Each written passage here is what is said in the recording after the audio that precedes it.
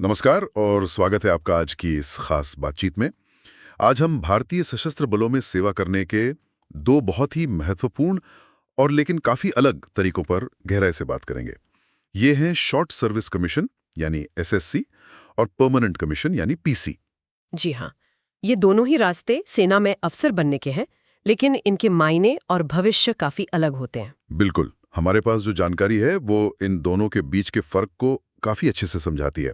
हम सेवा की प्रकृति से लेकर पेंशन तक हर पहलू पर बात करेंगे। हाँ, कोशिश रहेगी कि सारी चीजें साफ हो जाएं। हमारा मकसद यही है कि जो लोग फौज में जाना चाहते हैं या जिन्हें इस बारे में जानने में दिलचस्पी है, उन्हें एक साफ तस्वीर मिल सके।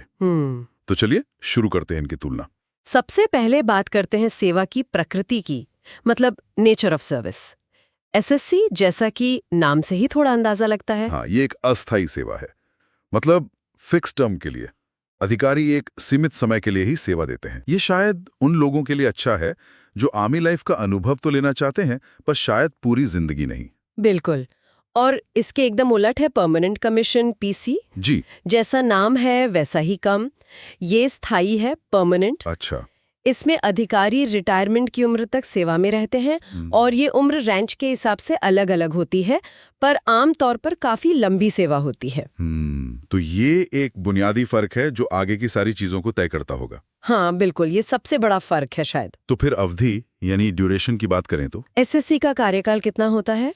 एसएससी में शुरू में कमीशन 10 साल के लिए मिलता है। 10 साल? हाँ, और इन 10 सालों के बाद अगर अधिकारी का प्रदर्शन अच्छा है, सेना में जरूरत है और वो खुद भी चाहें, अच्छा, कई सारी चीजें हैं मतलब। जी, तो फिर इसे 4 साल के लिए और बढ़ाया जा सकता है। तो कुल मिला के 10 जमा 4 यानी 14 साल। हाँ, अधिकतम 14 साल की सेवा होती है एसएससी में। इसके बाद या तो आप बाहर आ जाते हैं या फिर कुछ खास शर्तों के तहत पीसी के लिए चुने जा सकते हैं, जिसकी बात हम आगे करेंगे। ठीक है। और पीसी में? पीसी में तो जैसे मैंने कहा, रिटायरमेंट तक। रिटायरमेंट मतलब लगभग कितनी उम्र तक? ये रैंक पर निर्भर करता है। अमूमन 54 से 60 साल की उम्र के बीच होती है रिटायरमेंट की उम्र। हो, तो ये तो बहुत लंबी कमिटमेंट हुई। मतलब 10-14 साल के मुकाबले तो बहुत ज्यादा। जी हाँ, ये एक पूरा करियर है, पूरा पेशेवर जीवन सेना के नाम। तो फिर दोनों के उद्देश्य भी अलग होंगे जाहिर है। एसएससी का मकसद क्या रहता है? एसएससी का मुख्य उद्देश्य है कि एक निश्चित छोटी अवधि के लिए राष्ट्र की सेवा की जाए। साथ ही इस दौरान अफसर को वो गहन ट्रेनिंग, लीडरशिप स्किल्स, अनुशासन, ये सब सीखने को मिलता है। बहुत से लोग इसे एक मौके की तरह देखते हैं। देश सेवा भी हो गई और पर्सनल स्किल्स भी डेवलप हो गए, जो बाद में सिविल लाइफ में भी काम आते हैं। हाँ, ये बात तो है। एक तरह से कम समय में ज्यादा अनुभव। बिल्कुल। जबकि पीसी का लक्ष्य एकदम साफ है। क्या है वो? सशस्त्र बलों में एक full time long term career बनाना। अच्छा। ये उन लोगों के लिए है जो सेना को ही अपना प्रोफेशन बनाना चाहते हैं, रैंक में आगे बढ़ना चाहते हैं, पूरी जिंदगी फौज को देना चाहते हैं। और यहाँ एक दिलचस्प बात यह है कि सेना इस तरह दो रास्ते देकर अलग अलग सोच वाले युवाओं को मौका देती है। हाँ, मतलब जिसे छोटा कार्यकाल चाहिए वो एसएससी करे, जिसे पूरा करियर चाहिए वो पीसी। सही कहा। चलिए अब पात्रता यानी एलिजिबिलिटी पर आते हैं। एसएससी के लिए कौन कौन अप्लाई कर सकता है? एसएससी के लिए पुरुष और महिला दोनों ही अप्लाई कर सकते हैं। अच्छा, दोनों के लिए खुला है? जी हाँ, और इसके लिए कई एंट्री स्कीम्स हैं। जैसे एनसीसी स्पेशल एंट्री है, जो एनसीसी सी सर्टिफिकेट वालों के लिए होती है। फिर सीडीएस एग्जाम है, कंबाइंड डिफेंस सर्विसेज एग्जाम। इसके जरिए ओटीए यानी ऑफिसर्स ट्रेनिंग एकेडमी चेन्नई में एसएससी के लिए जाते हैं। ठीक है। एयरफोर्स के लिए एएफकेट है, लॉ ग्रेजुएट्स के लिए जैग एंट्री है, इंजीनियरिंग वालों के लिए टीजीसी जैसी स्कीम्स है। मतलब कई रास्ते हैं एसएससी के लिए। और परमानेंट कमीशन के लिए क्या वहां भी महिलाओं के लिए उतने ही अवसर हैं? देखिए, पारंपरिक रूप से पीसी में पुरुषों का ही दबदबा रहा है, खासकर कुछ कॉम्बैट आर्म्स में। हाँ, ये तो सुना है। लेकिन पिछले कुछ सालों में ना एक बहुत बड़ा बदलाव आया है। सुप्रीम कोर्ट के कुछ ऐतिहासिक फैसलों के बाद अब महिलाओं को भी कई शाखाओं में पुरुषों की तरह ही परमानेंट कमीशन मिल रहा है। ये तो बहुत अच्छी बात है। हाँ, बहुत। अगर हम इसे बड़ी तस्वीर में देखें तो ये फौज में जेंडर इक्वालिटी की तरफ एक बहुत पॉजिटिव कदम है। सही कहा। ये दिखाता है कि सेना भी समय के साथ बदल रही है और टैलेंट को महत्व दे रही है। बिल्कुल, योग्यता पहले, लिंग बाद में। अच्छा, अब एक ऐसी चीज पर आते हैं जहां शायद कोई फर्क नहीं है, ट्रेनिंग। क्या एसएससी और पीसी अफसरों की ट्रेनिंग अलग-अलग होती है? ये एक बहुत ही दिलचस्प और अहम बात है। क्या? कि कमीशन चाहे एसएससी हो या पीसी, ट्रेनिंग में कोई फर्क नहीं होता। बिल्कुल नहीं। सच में जी हाँ। दोनों तरह के कैडेट्स को, जो उनकी एकेडमीज हैं, जैसे देहरादून में आईएमए, चेन्नई या गया में ओटीए, डुंडीगल में एएफए या एजिमाला में आईएनए, वहाँ एक जैसी उतनी ही सख्त और हाई क्वालिटी ट्रेनिंग दी जाती है। इसका मतलब जो बेसिक मिलिट्री स्किल्स हैं, लीडरशिप ट्रेनिंग है, फिजिकल फिटनेस है, जी सब कुछ सेम, एकदम सेम। चाहे कोई 10 साल के लिए आया हो या 30-40 साल के लिए। हाँ, इससे ये सुनिश्चित होता है कि हर अफसर, चाहे उसका कमीशन टाइप कुछ भी हो, उसके पास भारतीय सेना, नौसेना या वायुसेना का प्रतिनिधित्व करने के लिए जरूरी बुनियादी काबिलियत हो। ट्रेनिंग की नींव सबके लिए एक जैसी मजबूत रखी जाती है। ये जानना जरूरी था। तो ट्रेनिंग एक जैसी होगी, लेकिन कार्यकाल पूरा होने के बाद के रास्ते तो अलग होंगे। हाँ, वो तो है। तो एसएससी वालों के पास 10 या 14 साल बाद क्या ऑप्शन होते हैं? देखिए, एसएससी का कार्यकाल जब पूरा होता है तो मोटे तौर पर 2 रास्ते होते हैं। क्या क्या? पहला तो ये कि वो सेना छोड़ दें और वापस सिविल लाइफ में आ जाएं।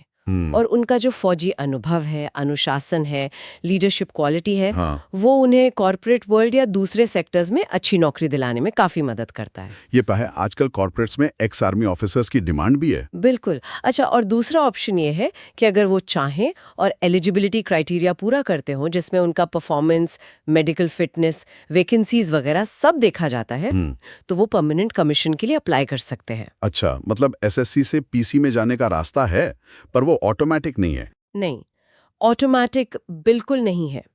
इसके लिए एक सिलेक्शन प्रोसेस होता है, और ये भी जरूरी नहीं कि जो भी एसएससी ऑफिसर पीसी चाहे उसे मिल ही जाए। मतलब ये एक मौका है, गारंटी नहीं। हाँ, एक मौका है उन एसएससी ऑफिसर्स के लिए जो अपना करियर फौज में ही आगे बढ़ाना चाहते हैं। ठीक है। और पीसी वालों के लिए कार्यकाल के बाद क्या होता है? पीसी वालों के लिए रास्ता सीधा है। वो अपनी रैंक के हिसाब से जो रिटायरमेंट की उम्र तय है, वहां तक सर्विस करते हैं। अच्छा। हालांकि सर्विस रूल्स के मुताबिक कुछ साल की सर्विस पूरी करने के बाद उनके पास वॉलंटरी रिटायरमेंट यानी वीआर लेने का ऑप्शन भी होता है, अगर वो शर्तें पूरी करते हैं। पर मूल रूप से उनका करियर रिटायरमेंट तक फौज के अंदर ही चलता है। इससे जुड़ा हुआ एक और अहम मुद्दा है जॉब सिक्योरिटी, नौकरी की सुरक्षा। इसमें तो पक्का बड़ा फर्क होगा। हाँ, ये एक बहुत बड़ा फर्क है। देखिए, एसएससी जो है वो असल में एक लिमिटेड पीरियड कॉन्ट्रैक्ट जैसा है। आपको 10 साल या ज्यादा से ज्यादा 14 साल की सर्विस की गारंटी है। उसके बाद, जैसा हमने कहा, या तो बाहर या पीसी के लिए सिलेक्शन। तो एक अनिश्चितता तो रहती है 14 साल बाद। हाँ, थोड़ी तो रहती है। जबकि पीसी, उसमें सिक्योरिटी ज्यादा है। बहुत ज्यादा। परमानेंट कमीशन आपको हाई लेवल की जॉब सिक्योरिटी देता है। जब तक आप अनुशासन और प्रदर्शन के मानक बनाए रखते हैं, आपकी नौकरी रिटायरमेंट तक पक्की है। ये उन लोगों के लिए बहुत बड़ा आकर्षण हो सकता है जो अपने करियर में स्टेबिलिटी चाहते हैं, लंबी प्लानिंग करना चाहते हैं। हाँ, बार बार नौकरी बदलने की चिंता नहीं। बिल्कुल। और नौकरी की सुरक्षा से ही जुड़ा है पेंशन का मामला, रिटायरमेंट के बाद की कमाई।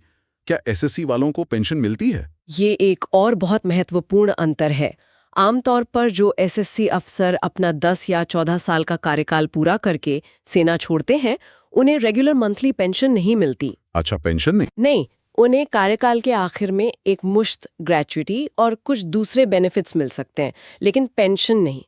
पेंशन का फायदा तभी मिलता है जब कोई एसएससी ऑफिसर पीसी में कन्वर्ट हो जाए और फिर पेंशन के लिए जो जरूरी सर्विस पीरियड है वो पूरा करे। और पीसी ऑफिसर्स के लिए? परमानेंट कमीशन वाले ऑफिसर्स, जब वो पेंशन योग्य सेवा यानी मिनिमम क्वालिफाइंग सर्विस पूरी करने के बाद रिटायर होते हैं, तो वो सर्विस रूल्स के हिसाब से आजीवन पेंशन के हकदार होते हैं। अच्छा, लाइफ लॉन्ग पेंशन? जी, और इसके अलावा उन्हें दूसरे रिटायरमेंट बेनिफिट्स भी मिलते हैं, जैसे ECHS यानी एक्स सर्विसमैन हेल्थ स्कीम के तहत मेडिकल सुविधाएं, कैंटीन फैसिलिटी वगैरह। तो ये तो एक बड़ा फैक्टर है, लॉन्ग टर्म फाइनेंशियल सिक्योरिटी। हाँ, ये बहुत बड़ा फैक्टर है और अक्सर युवाओं के लिए पीसी चुनने का एक बड़ा कारण भी बनता है। मतलब रिटायरमेंट के बाद भी एक फिक्स्ड इनकम का भरोसा रहता है। जबकि एसएससी वाले को 14 साल बाद एक तरह से फिर से शुरू करना पड़ता है फाइनेंशियली। हाँ, कह सकते हैं, उन्हें अपनी आगे की प्लानिंग उसी हिसाब से करनी होती है। तो हमने प्रकृति, अवधि, उद्देश्य, पात्रता, ट्रेनिंग, कार्यकाल के बाद के विकल्प, जॉब सिक्योरिटी और पेंशन पर बात कर ली। अब आते हैं अनुभव और अवसरों पर। दोनों रास्तों पर किस तरह के एक्सपीरियंस और मौके मिलते हैं? देखिए, दोनों ही रास्ते अपने अपने तरीके से बहुत यूनिक और कीमती अनुभव देते हैं। कैसे? एसएससी अफसरों को ना कम समय में बहुत इंटेंस और डाइवर्स एक्सपीरियंस मिलता है। उन्हें जल्दी लीडरशिप रोल मिल जाते हैं, प्रेशर में काम करना सीखते हैं, टीम वर्क, अनुशासन, ये सब उनमें कूट कूट कर भर जाता है। और यहाँ एक मजेदार बात ये है कि ये जो छोटा लेकिन गहरा अनुभव है ना, ये उन्हें सिविल लाइफ में बहुत फायदा दे सकता है। अच्छा। कैसे? कॉर्पोरेट वर्ल्ड में अक्सर ऐसे लोगों की बहुत डिमांड होती है जिनके पास leadership, decision making, management skills हो, और ये सब एक फौजी अफसर में खूब होता है। हाँ, ये तो है। तो वो अलग-अलग फील्ड्स में जा सकते हैं।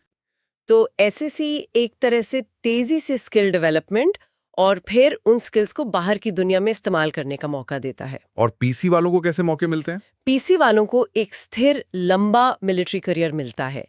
इसमें प्रमोशन के साफ रास्ते होते हैं, वो वक्त के साथ ऊंचे रैंक्स तक जा सकते हैं। उन्हें अलग अलग कमांड और स्टाफ अपॉइंटमेंट्स पर काम करने का मौका मिलता है, जिससे उनका तजुर्बा और महारत बढ़ती है। वो नए नए कोर्स करके अपनी काबिलियत बढ़ा सकते हैं। मतलब सेना के अंदर ही स्पेशलाइजेशन और टॉप लेवल तक पहुंचने के मौके। जी हाँ, और यहीं पर वो बड़ा सवाल उठता है कि कोई इंसान अपने करियर से आखिर चाहता क्या है। हाँ, क्या उसे एक शॉर्ट इंटेंस मिलिट्री एक्सपीरियंस चाहिए जिसके बाद वो सिविल लाइफ में जाए, या फिर वो एक समर्पित, स्थिर और आगे बढ़ने वाला लंबा फौजी करियर चाहता है। ये तो सच में अपनी अपनी पसंद की बात है। बिल्कुल। आखिर में एक बार फिर से मुख्य एंट्री स्कीम्स के कुछ नाम बता देते हैं ताकि सुनने वालों को याद रहे कि इन कमीशन तक पहुंचने के रास्ते क्या हैं। एसएससी के लिए मुख्य एंट्रीज कौन सी थीं?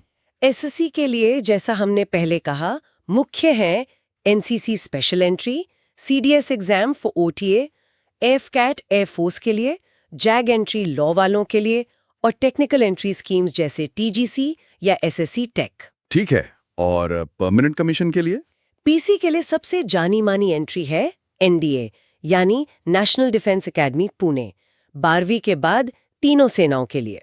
हाँ, एनडीए तो बहुत पॉपुलर है। उसके बाद आईएमए देहरादून के लिए सीडीएस एग्जाम से पीसी मिलता है।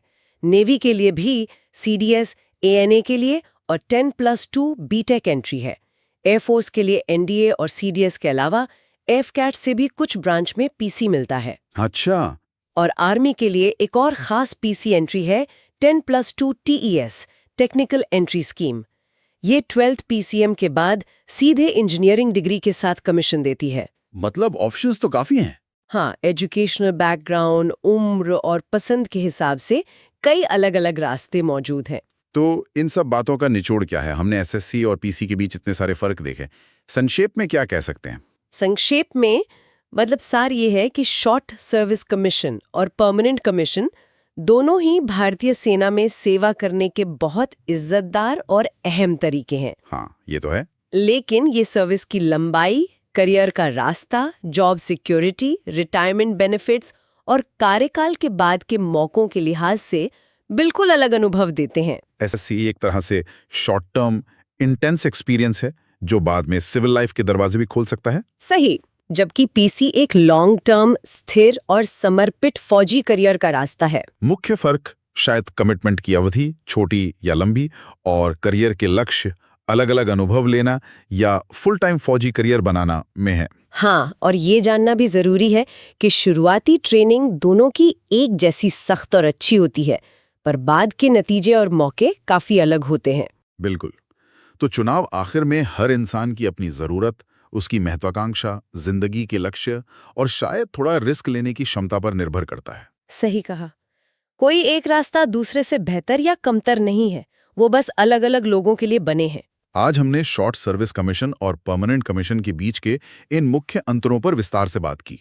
उम्मीद है ये जानकारी उन सबके लिए काम की होगी जो फौज में जाने की सोच रहे हैं या इस सिस्टम को समझना चाहते हैं। हाँ, उम्मीद तो यही है। ये साफ है कि दोनों ही रास्ते देश सेवा के महत्वपूर्ण अवसर देते हैं। इस बातचीत को खत्म करने से पहले सुनने वालों के लिए एक सोचने वाली बात छोड़ जाते हैं। हाँ, जरूर। हमने देखा कि एसएससी और पीसी दोनों अफसर एक जैसी सख्त ट्रेनिंग से गुजरते हैं, एक जैसे बेसिक स्किल्स सीखते हैं।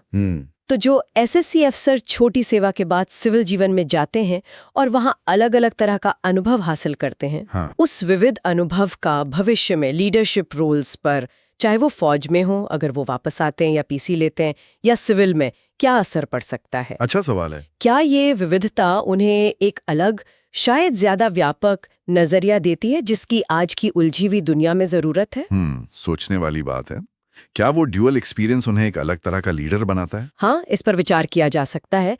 सोचने के लिए ये एक दिलचस्प बिंदु हो सकता है। बिल्कुल। इस विचार के साथ आज की ये